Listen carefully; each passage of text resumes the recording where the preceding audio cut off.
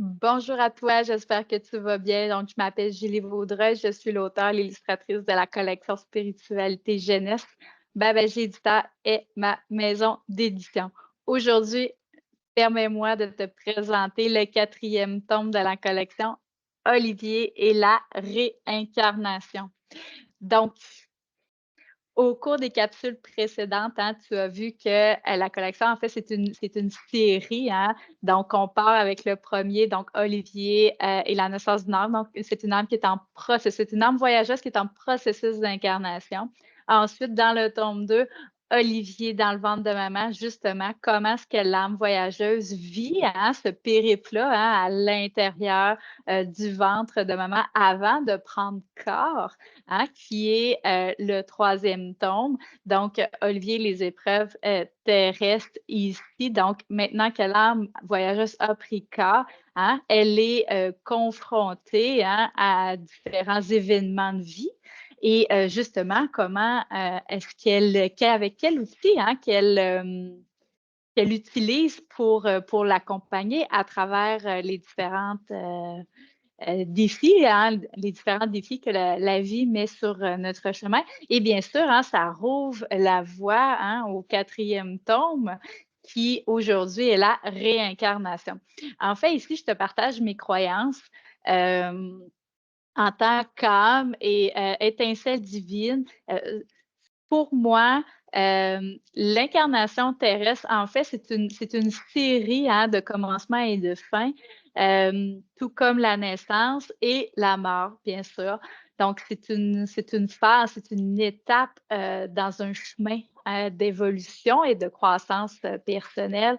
Et ici, dans le quatrième tome, j'avais envie de te parler de mon expérience face à la mort. Euh, c'est lorsque j'étais adolescente, en fait, lorsque mes grands-parents paternels sont décédés, à quelques jours d'intervalle. Et justement, moi, comment j'ai vécu ça? Donc, c'est un petit peu ce que je te parle dans le quatrième tome. Donc, encore là, c'est la même formule. On vient outiller, hein, autant les parents que les enfants, donc avec le vocabulaire. Donc, de mettre des mots, hein, sur qu'est-ce qu'on ressent en tant qu'émotion, mais aussi sur qu'est-ce qu'on pourrait voir et entendre, hein.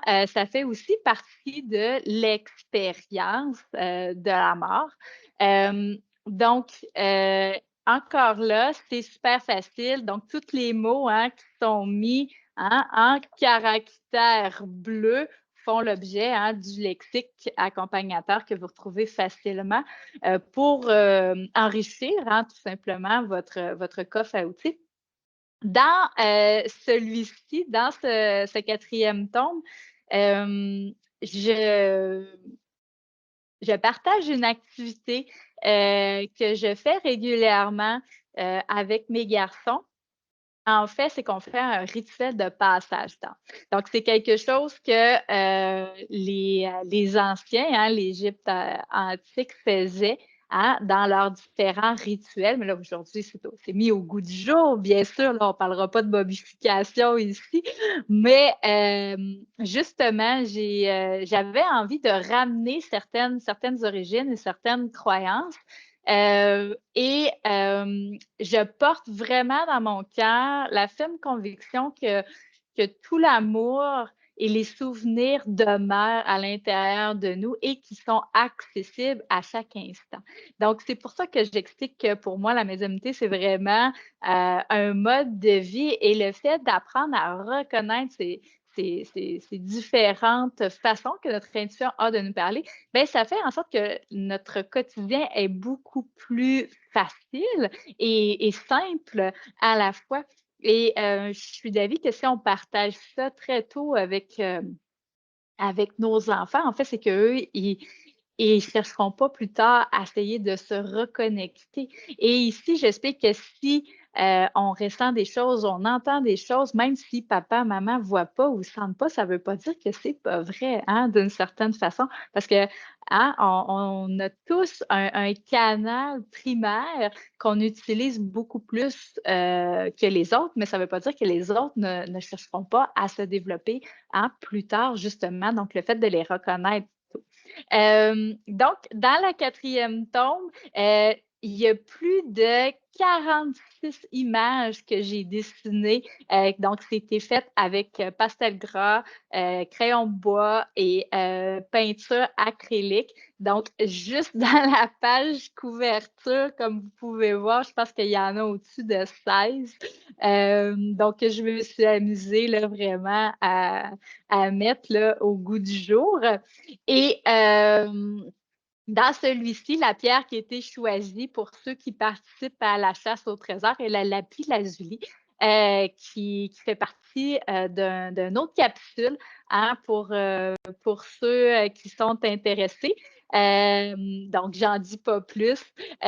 Au plaisir de vous raconter mon histoire une fois de plus, hein. Donc, tu sais, si vous avez pris connaissance des différents tomes de la collection, vous pourrez facilement percevoir mon histoire à travers chacun des enseignements et à laquelle j'ai tellement de plaisir à vous partager. Puis j'espère hein, de tout cœur que les outils qui vous sont transmis avec les activités puissent vous apporter de la joie, de la légèreté à faire hein, votre rôle de parent et à transmettre ça aussi à votre progéniture qui, eux, peut-être pour aider un ami à l'école qui vit des difficultés hein, d'apprentissage ou peut-être un deuil, ou justement de voir la vie sous une autre perspective peut apporter aussi réconfort, espoir et apporter surtout un sourire quand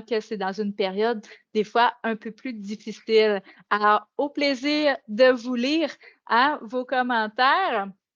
Je vous invite à aimer la page Facebook de Babaji Éditeur. Il y a Instagram, TikTok aussi un peu. Écrivez-nous, hein, info@babaji-éditeur.com. Laissez-nous, racontez-nous aussi votre histoire et peut-être de nous dire aussi quel tome hein, est votre coup de cœur jusqu'à maintenant. Alors, à très bientôt.